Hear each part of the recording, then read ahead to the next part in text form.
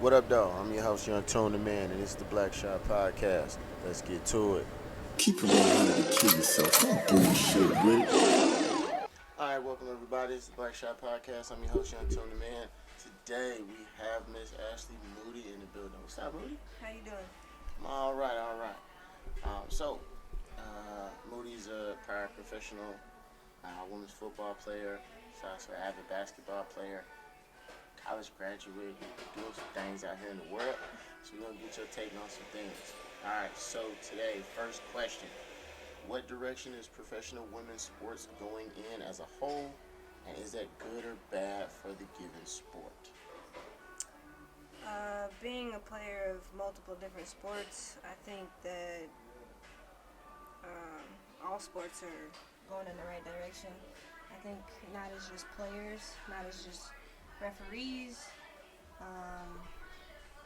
You're starting to see more women coaching not just other women, but coaching men and being taken seriously. On top of being referees on a professional level. So overall, I think we are headed in the right direction, and I still think we have a lot of room to grow. But I'm proud of how far women's sports and the presence of a woman in sports has become. Okay. It's kind of a whole lot to digest, but it seems like you're happy with what's going on. I've seen an uptick in women's sports and women athletes and professionals being around the different given sports arenas. And it's making waves, man, and you guys bring a different approach to everything, obviously.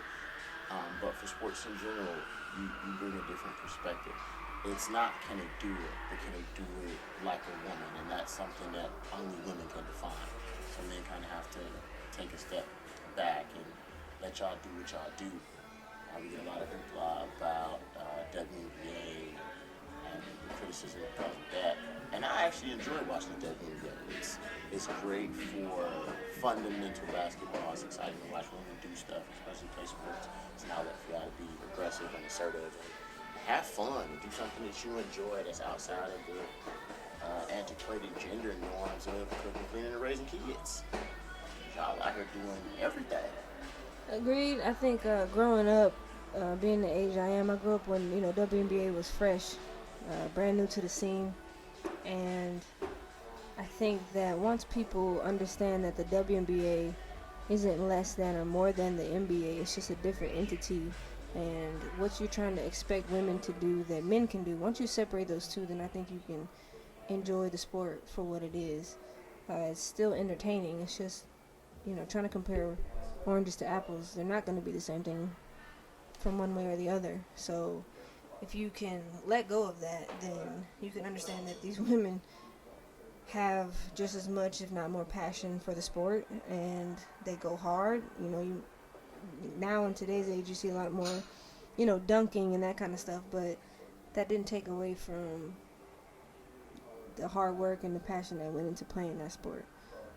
You can't tell any woman, girl that is playing a sport that it's less than, or they go less hard than the male counterparts.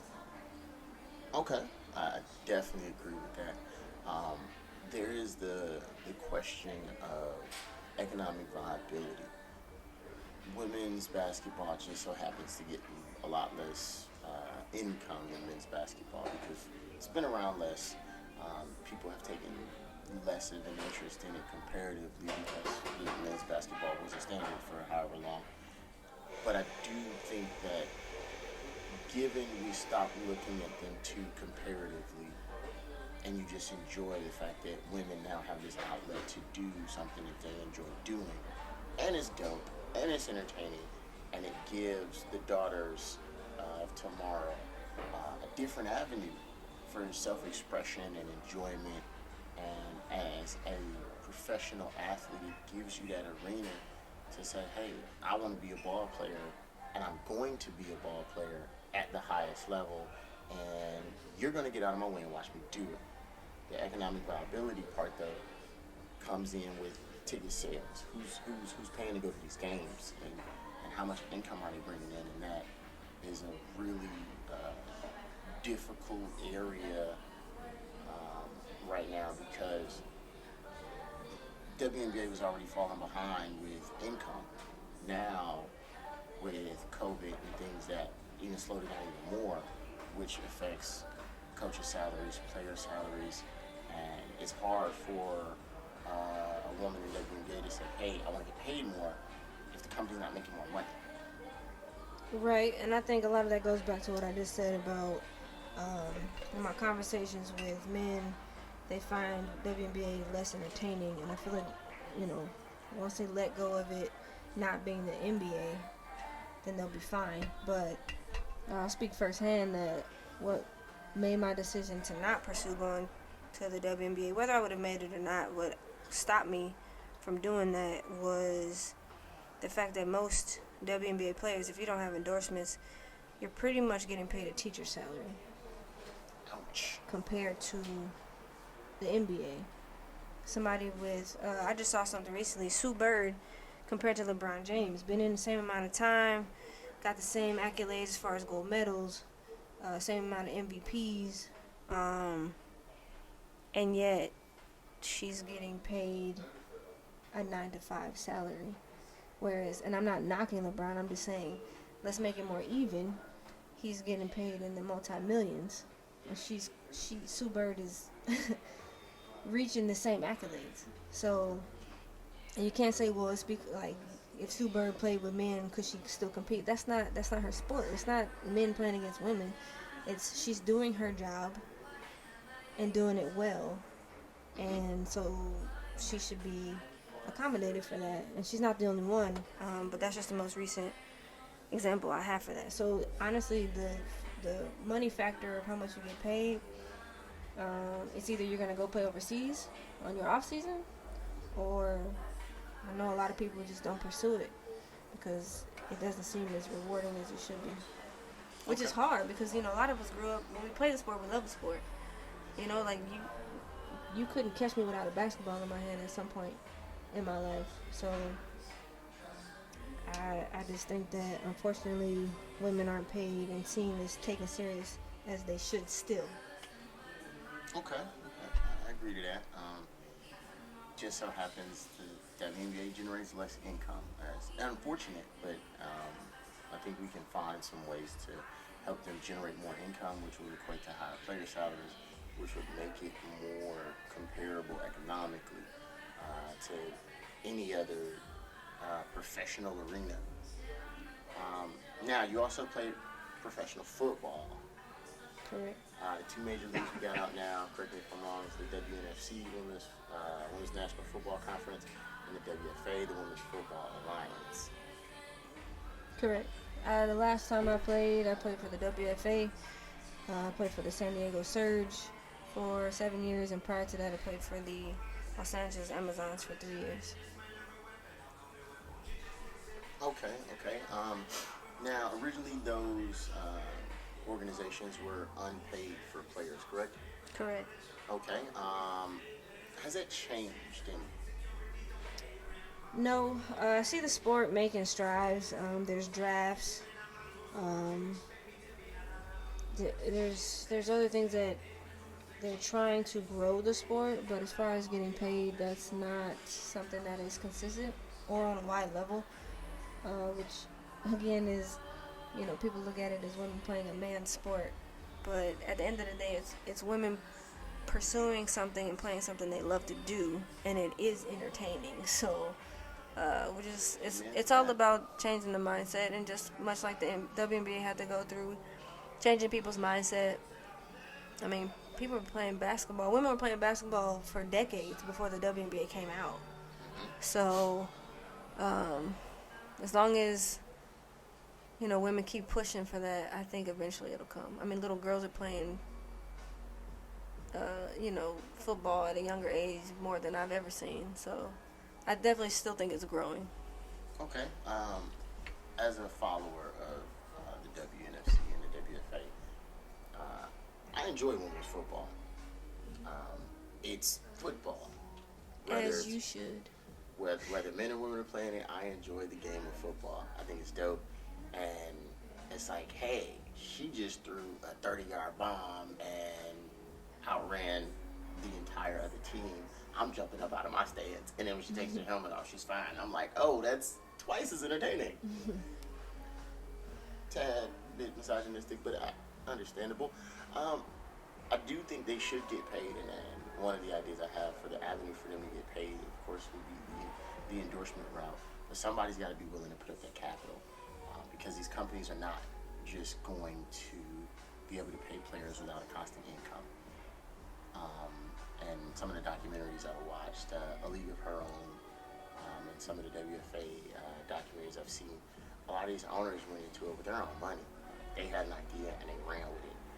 And, originally it was pay to play.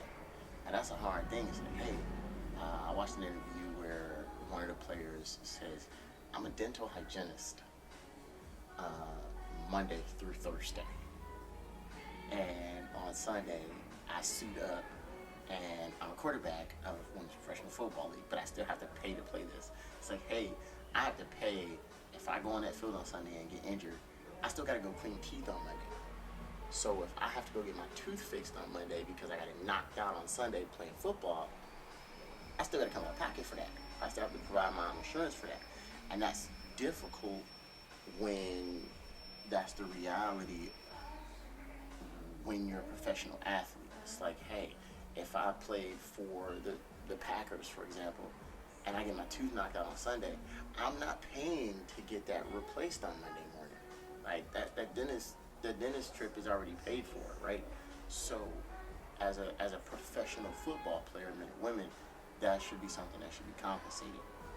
We just have to find a way to funnel those funds and establish that those accounts into the women's game. Because oftentimes they run more aggressively and they hit harder than the dudes. Like, I've seen videos where a girl comes around the corner and just gets freight trained. And it's like, yeah. And you look at the NFL and you're like, oh, he's playing soft. It's like, oh, his finger's not broke, or he's doing it for the publicity. Oh, I'm tired, so I'm gonna fake a hamstring injury. Where these girls are getting out there and they knocking heads, putting people on their backs, scoring touchdowns, throwing bombs, hitting them with the Barry Sanders through the middle. Like it's ridiculous. And I think one day we will be able to say that I did this move, like insert pro women's football player's name. Vice always having to make the Barry Sanders comparison or the Randy Moss comparison, etc. Because when my daughter grows up, she's not looking at Randy Moss. She has no idea who Randy Moss is. Yeah, right. But she may see a Santia Deck.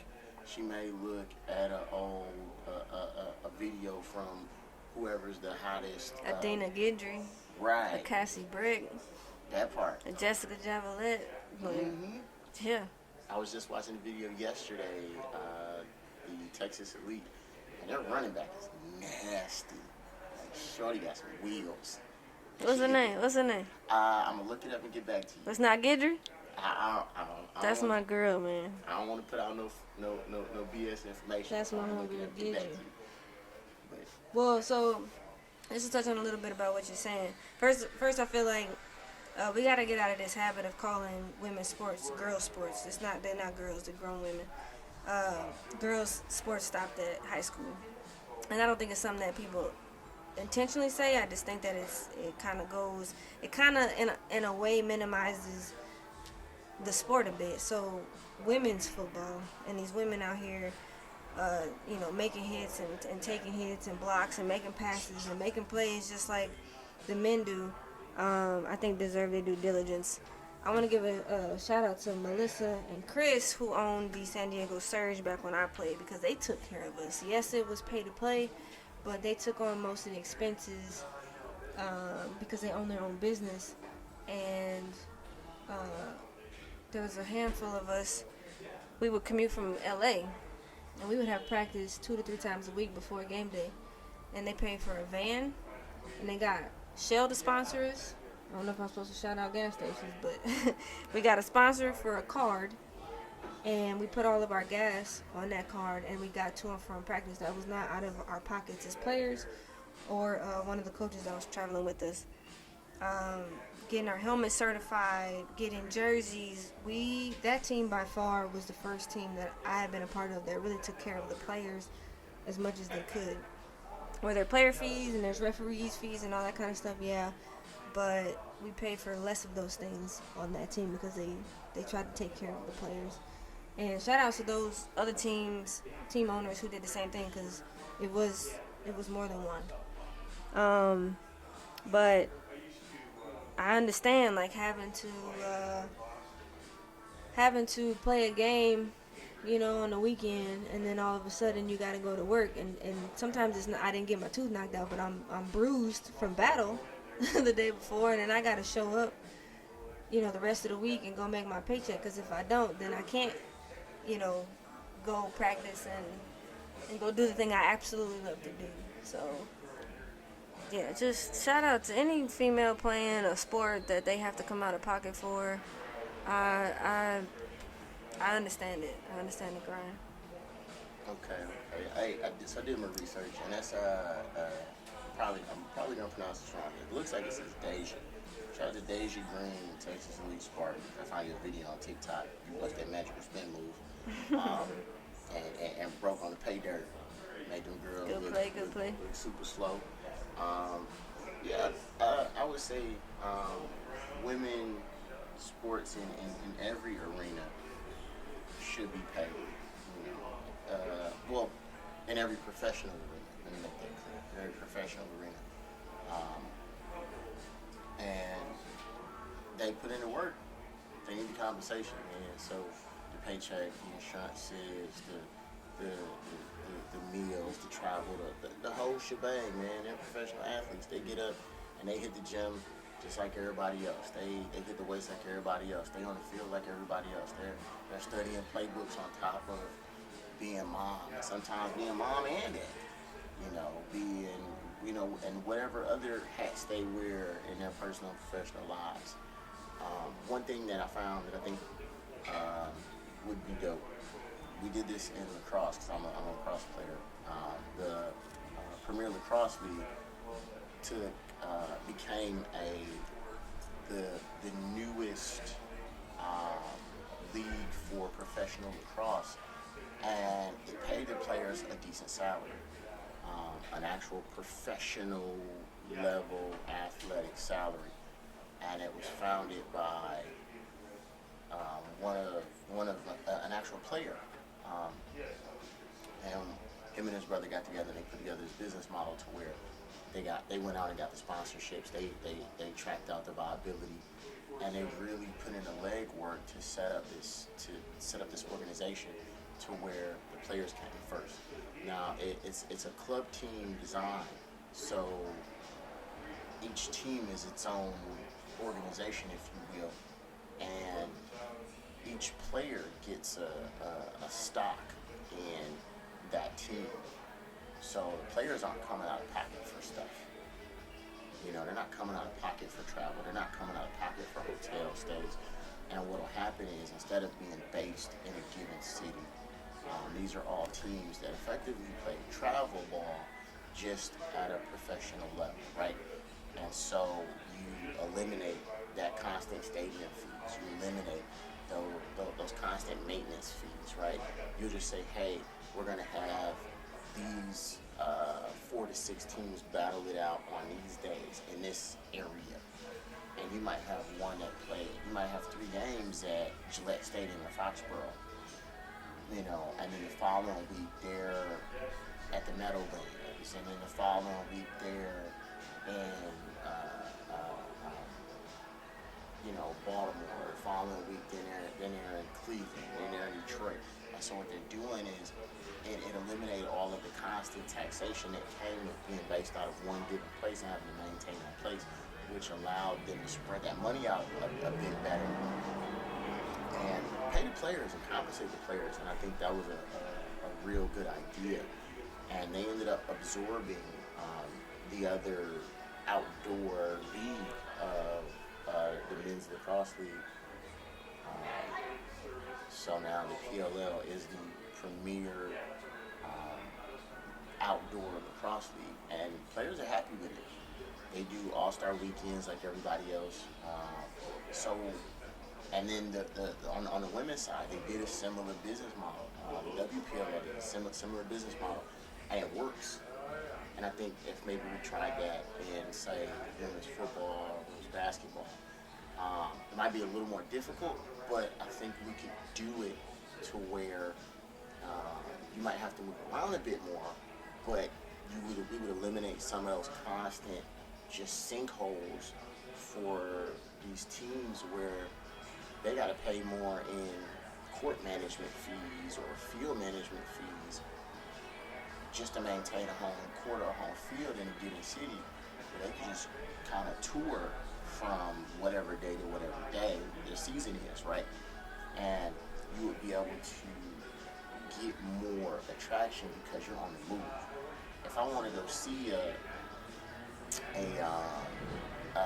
say I want to go see a particular team, I gotta go wherever that team is based out of if I want to see them at a home game. But what happens if I live in a place where there's a team? If I live I live in a small city in Colorado that's 4 hours from Denver, but my nearest team is the Denver Bandits, right? I gotta drive 4 hours to see them. But if they're traveling, they might come to the local college that's 45 minutes from me. That's way more doable on a weekend. Like I gotta plan a 4-hour trip there and back to Denver. You know what I mean? So they're treated more like concerts, like when a artist comes to your town and they're putting on a concert, so you have the opportunity to see them as opposed to them performing at the same venue all the time, and you gotta find a way to make it to them. Yes, but more so like how NXT does for wrestling. Mm-hmm. How they go to smaller venues all over the country and you get to go see them in different places. It's more like that, and it works. It's largely successful.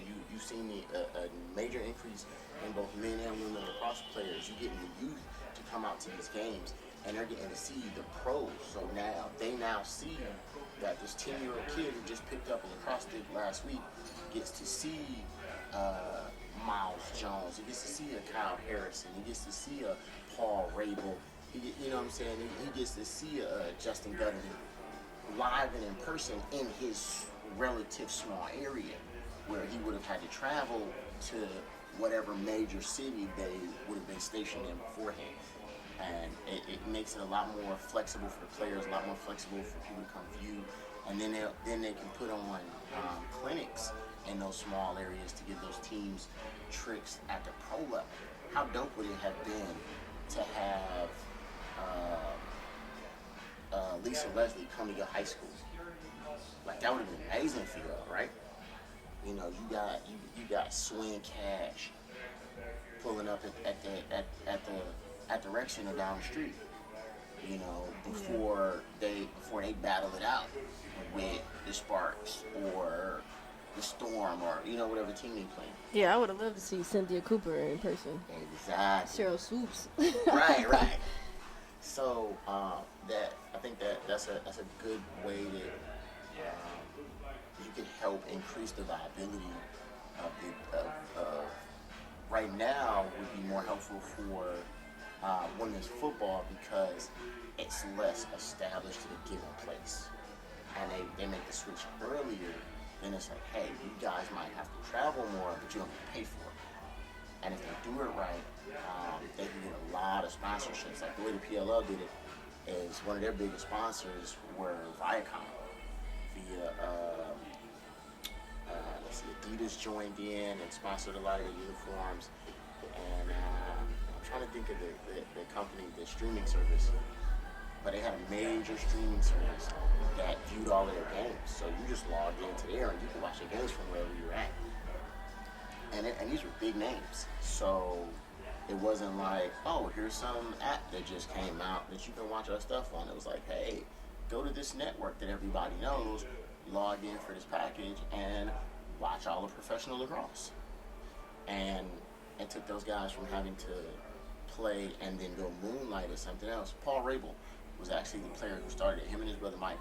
And Paul said, in an interview, I was a professional lacrosse player, but I had to moonlight as a real estate agent in order to pay my bills.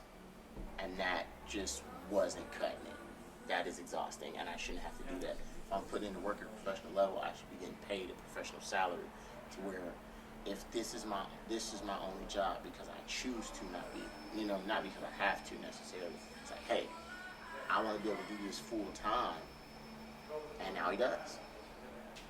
Right. I think the only way that's going to work though is if the women's salaries they currently have outside of the sport is going to be supplemented, because even traveling and putting more light onto the sport, it's not going to really benefit anyone if the players can't leave. I've known plenty of players who couldn't, do a travel game because they can't afford to get off work, to go play. Yeah. And so, to some degree, maybe if it's not, taking their whole salary and substituting it, but maybe maybe they can go down to a part-time job. That would be more beneficial. Yeah. But I see how that works. I just think it would have to realistically come into play of like their current jobs not being in jeopardy because they're now traveling, trying to get more light on the sport. Yeah. The way that they set that up, they did all of the financing and stuff up front. So before the players got drafted over or signed on, when they sat down to do negotiations, it was, we're going to pay you X amount of dollars to do this. And the players had yes or no, plus the players had stock options in the team. The players have insurances. Like it came with a full, professional athletic package that was worthy of a professional player.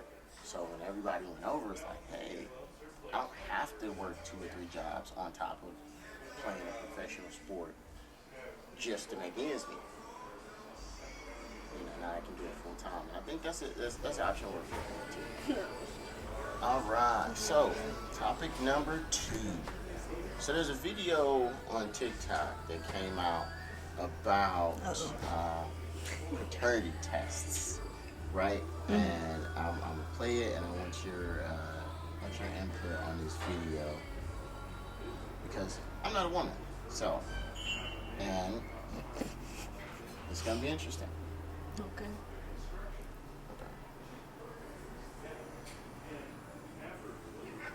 I think that paternity tests should be government mandated and required before signing any kind of birth certificate. Let's talk about it. Now, before y'all attack me for siding with males, just hear me out. Because to me, the need for paternity tests runs far deeper than trying to see if somebody cheated or not. Because think about it. While women do not have too many privileges in our society, one privilege we do have is the concrete, hardcore, physical evidence that the baby growing inside our belly is in fact our baby. But yet the only proof that the father has that that child is his is to trust that she didn't cheat on him. And to me, there's a huge imbalance in those two forms of proof. I can't touch trust. I can't feel trust kicking in my belly. And when it comes to a life commitment such as parenthood, I know if the shoe were on the other foot, I'd want more concrete proof than just trust before I commit to a commitment of that magnitude. And while this is nuanced and can make some very dramatic deliveries, I think it's needed. Oh man, I think this is hilarious that you're asking for the viewers out there. I am a extra gay female does not have to deal with these aspects of society. So she's saying that it should be mandated, like on automatic. Yeah, her perspective is that before the man signs a birth certificate, there's got to be a mandated paternity test. Like he should be forced to, even if he doesn't want to, or is this like he should have the choice? Like before signing it, he has to agree He has to take the test. Right. Okay, Yeah. So I have a problem with the forcing part.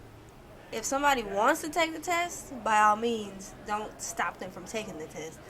But I try to take in other people's perspective, and sometimes, to be quite honest, some people don't need that paper to tell them, and they also in some relationships, whatever's happened, they don't want to know, because at the end of the day, it might not matter to them whether that kid is biologically theirs or not. So I feel like, should the option be there?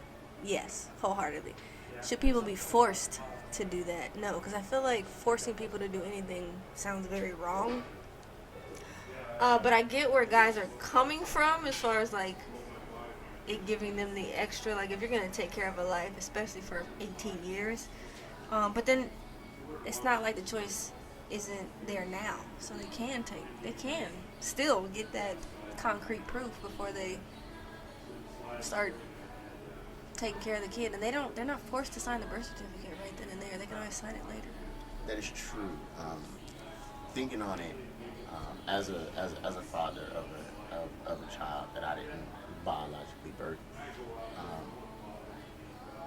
having that as a requirement in order to sign the birth certificate may take away a lot of that ambiguity, because in many instances, woman gets pregnant, that's a whole ordeal in itself, and then you have to deal with the age-old question of who's the father. Mama's baby, daddy's maybe. So what that will do is that whatever man is signing on that dotted line to say, yes, I'm now taking responsibility of this child, for whatever set of reasons, in my opinion, should have that clarity of whether or not you biologically fathered this child. And a lot of women get in there and they go, well, I don't know. And they'll put the father's unknown.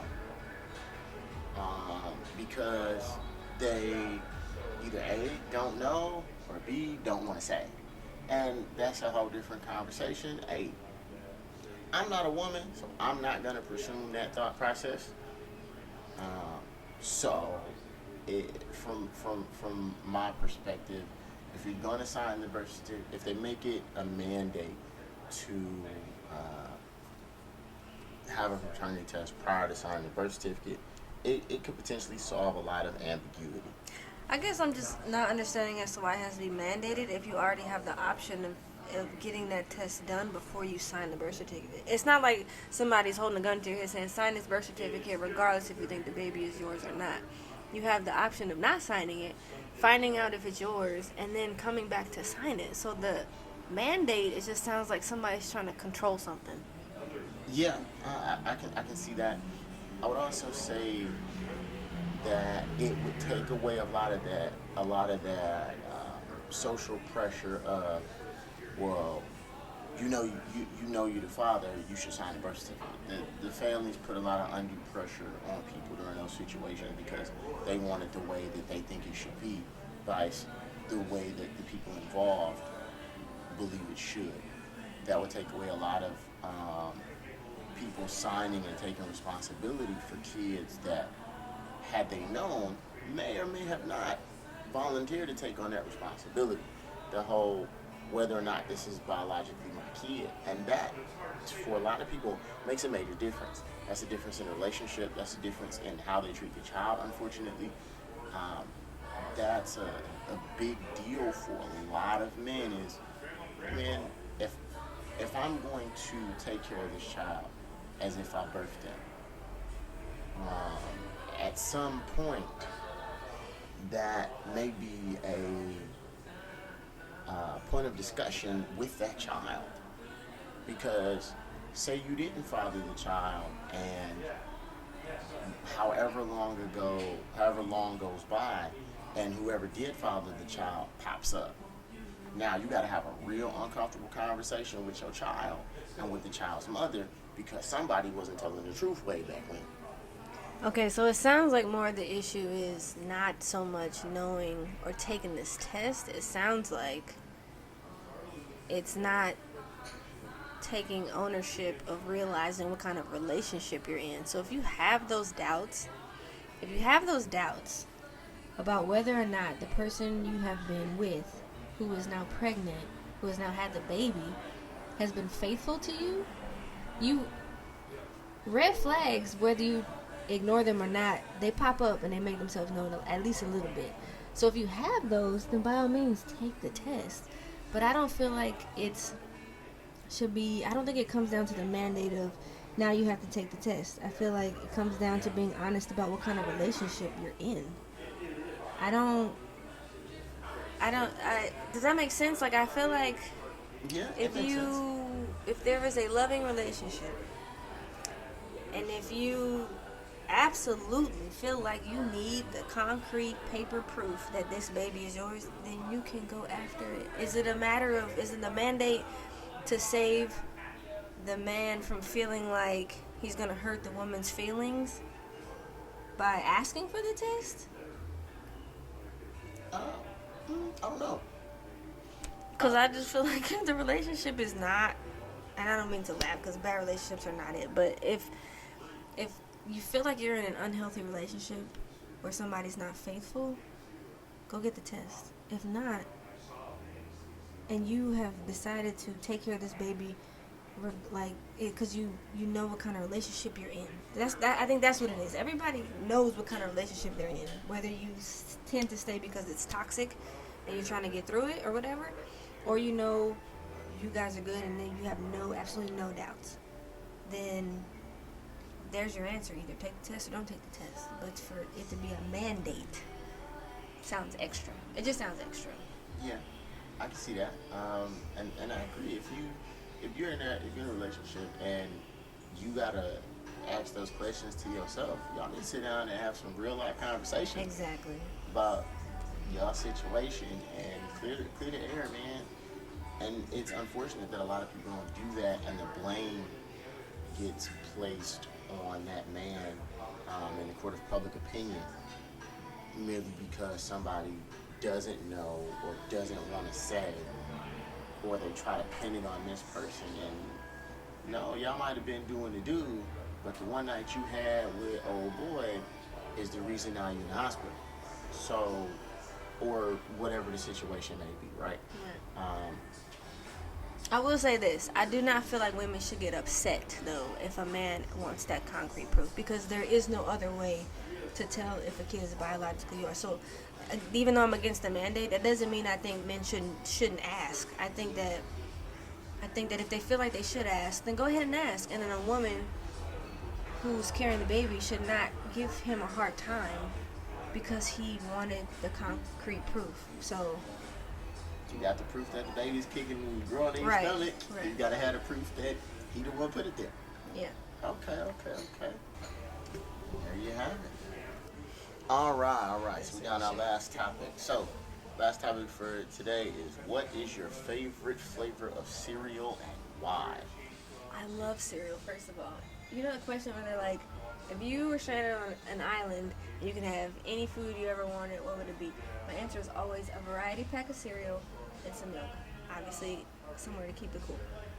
But I think my favorite cereal, because you kind of get the healthy with the sweet, you can have it as like a midnight snack because it's got enough sweet in it, but you don't feel guilty about it and you're not going to get cavities, is Cranberry Almond Crunch by Post.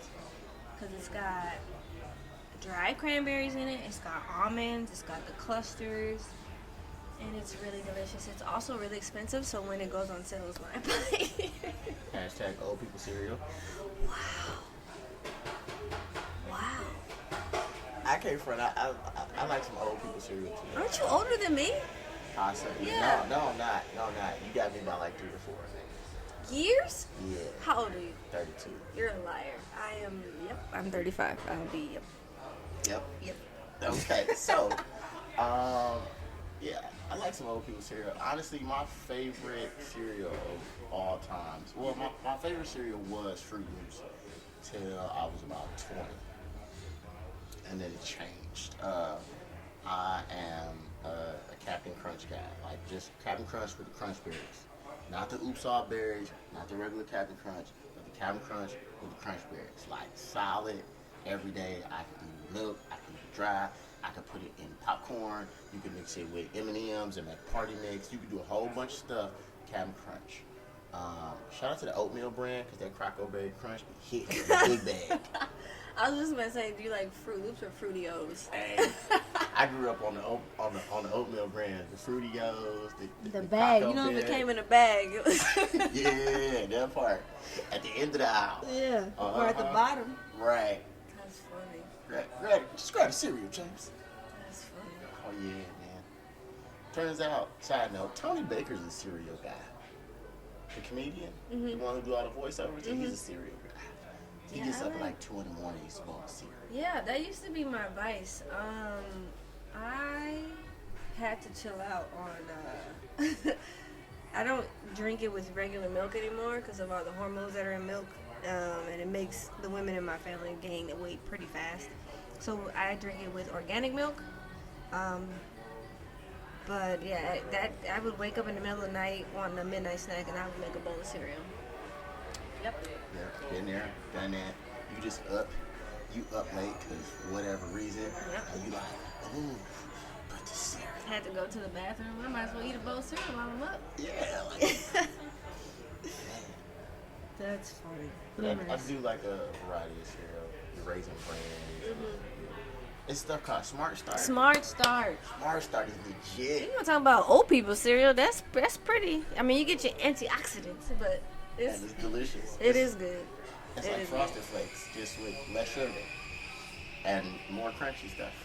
Yeah, I think we used to get at my grandmother's house. So at my grandfather's house on my mom's side, he would always have Raisin Bran, and he would put the most minimal amount of milk. You couldn't even see it come above the cereal. That's how little milk he gave us. But then at my grandmother's house, she always had cornflakes, so we would add our own sugar, which I loved, and then she would always cut up some banana to put it in the cereal. So I like banana. That's I how I like like my banana with cornflakes.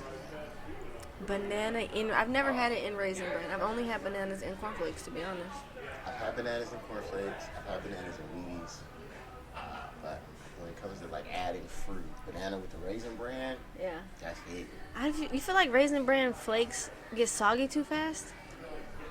That's my only issue, is it becomes like I'm eating paper if you don't eat it fast enough. Right, but like with Raisin Bran, you're not eating like I eat Raisin Bran because I'm hungry. I enjoy the taste. But Right. I'm hungry. I'm not like, ooh, I want to sit here and savor the flavor and enjoy it. Well, 'cause for I know it's example, gonna get I'll give you an soggy. example. You said you're a Captain Crunch guy, right? So you can make a huge bowl of Captain Crunch, and you can pour milk in it, and it takes a while for that stuff to start getting soggy, right? Yes. Raisin Bran does not have the same. It does not. It cannot swim in the milk as long. It does not. It does not. But Raisin Bran is made out of different substances. That's between wheat and corn. All right, you cereal connoisseur. No, I like food, so I did a little bit of homework. Yeah. I can eat Raisin Bran, but not a big bowl at a time. It has to be smaller bowls at a time. Whatever happened to? Smacks. I mean, Smacks is okay. Smacks is cavities waiting. That shit stick to my teeth. Thinking about it. You want to talk about an off-brand buy? My mom would only buy the off-brand kind of Smacks. I'd be like, this is probably more sugar than the original. Ain't a polar bear or some shit on the box? I don't even remember. I'm a 90s. I mean, I was born in the late 80s, but I don't remember. But Smacks, I used to always want Smacks because the frog in the commercial. It was I dig them. They did real good with those commercials back in the day. We don't have good cereal commercials nowadays. You got the Tony the Tiger, you got Toucan Sam. Who's and that's watching about it. commercials nowadays? Let's talk about that part. The people who don't pay to get them off of their streaming services. Like if you don't get the YouTube without the commercials, you don't pay an extra like $3.99. Oh my Shout out to gosh. YouTube for taxing on the no commercials though. I used to think Lucky Charms. I used to think he was so selfish. That's the other one. Yeah, I see the look. And the rabbit for Tricks, I used to be like, why don't they just leave him alone? I was like, them kids are bullies. Tricks are for kids. You gotta keep it going, man. Whatever happened to the kid, whatever happened to Kicks, the little kid. Give it to Mikey, he'll eat anything. Yeah. Look at that dude. Yeah, I remember that. Kicks are actually really good if you're really hungry and you don't want any sugar. If you want to taste air puffs, then you just eat Kicks. Yeah. Pops, though. Pops? Oh, psh. I can eat at least 3 bowls of Pops at one time. Who eats Rice Krispies as a cereal? My hand is up. It's like a loud version of cornflakes. You add your own sugar, and you just go in. No, you only buy Rice Krispies to make Rice Krispie treats in the house. No, I would get a family-sized box of Rice Krispies. The box is so big, your hand is like wide open still while you're grabbing the side of this box. But I would, yes. I mean, I don't eat them like often, but I don't think I've ever made Rice Krispie treats outside of like a school project. I made them fun. It was delicious. Oh, I take that back. Juneteenth one year we did make them, and we dyed them the colors of the flag. See, Yeah. you gotta add the chocolate. You gotta put the peanut butter and the chocolate chips in it, and then you put the chocolate drizzle on the top. That's how you like yours? I'm not a big peanut butter and candy person, but I can see how that sounds like that would be good. I like peanut butter. Cinnamon and candy, not so much. Cinnamon and candy is horrible. Yeah. Cinnamon is like hot cereal and baked goods. That's about it. I just can't tell if I'm chewing big red or if it's Christmas. I don't like cinnamon and I mean I like cinnamon, but it's usually like holiday times type stuff. Yeah, like you get your cinnamon roll. Who has cinnamon in cereal? There's a cinnamon corn. Toast crunch? Yeah, it's a cinnamon toast crunch. Yeah, that's like There's more sugar than cinnamon though. There's a Frosted Flakes that has a cinnamon in it. Frosted Toast Crunch or something. I almost cussed on you. No, it's a version of Frosted Flakes that's like cinnamon. Don't they have chocolate? They got a chocolate one too. It's like everybody said, forget the lanes. Everybody drive in whatever lane you want to be in. Like, Yep, they just swerve it all over the street. that doesn't even sound right. What was the other one? French Toast Crunch. French toast crunch is good. It With the is. little miniature. Yeah, they look like bread little slices. breads. Yeah. Yo, Yeah, my so wife much likes fun. those. So much fun. I have to eat those in moderation. Cookie Crunch? I Cookie Crisp. Cookie Crisp. I remember the two dogs in the commercials. Yeah. Yeah. But I don't remember ever eating it. I don't think I've ever eaten it. Let me ask you a question. Crave cereal? Mm-hmm. I don't understand the hype. Am I missing something? What is it? Is there chocolate inside of or something? Basically, they take like cinnamon toast crunch, but like expand it and put a little chocolate inside, and it dust off some of the sandwich. I think the only kind of chocolate cereal I like is Cocoa Crisp or Cocoa Krispies. Cocoa Krispies? The chocolate version of the Rice Krispies. Yeah, Cocoa Krispies. Those are only two.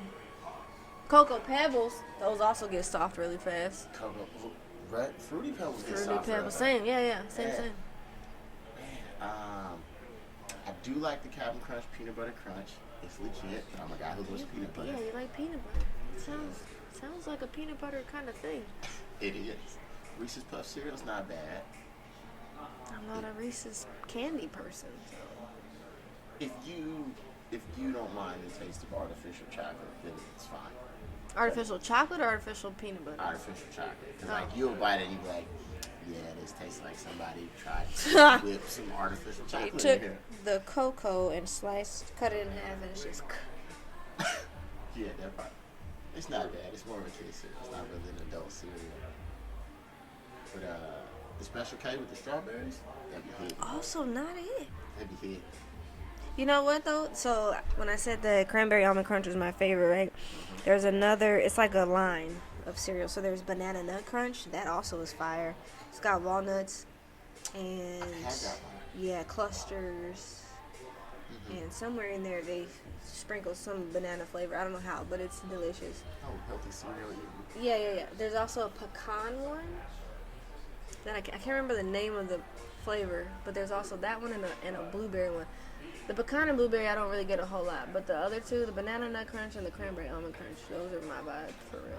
Okay. Yeah. Gotta get some healthy cereal along, good start to your morning. Yeah, in case they want to sponsor me, let me know so I can get a discount on my cereal because it's delicious. Okay. Hey, shout out to the sponsorship. People need that bag these days. Sponsorship. Just because I'm a former athlete, let me get my due diligence of what I could have been in the sports. Cereal, cranberry almond crunch, eat it, win championships. Ooh. Hey, you might have to use that. You might have to package that up. What Wheaties? Sit down, have a meeting with some people. Like, listen, I got your new promotion deal right here. Wheaties who? Right. Yeah. Let me find out. Putting female pro athletes on cereal boxes now. What? You thought mom was a hero before. Like, yeah. Why he work? All these young moms would be like, I feel like a whole brand new bitch. Some little girl gonna be at school. My mama is busting. You ain't see her on the cereal box. I love showing up to my son's school. They be like, "That's your mom?" Like, he's like, "Yeah." Like, why you guys surprised? And I'm like, "That's because most moms don't look like me, son." They don't. And most moms don't say son like that, son. Son. All right, yo. So that wraps it up for today. We had a great discussion on a couple of topics. What direction is professional women's sports going in? Is that good or bad for a good sport? The TikTok video, should we have mandatory paternity test before signing birth certificates? And what is your favorite flavor of cereal? Shout out to the homie Ashley Moody for coming through and giving us her perspective. You know, she eat old people cereal. It's alright, I still fucks with you. Might have to work that out. Get these women athletes some deals out here. This is your host, Young Tony Man. It's the Black Shot Podcast. What up, dog? I'm at your neck, son.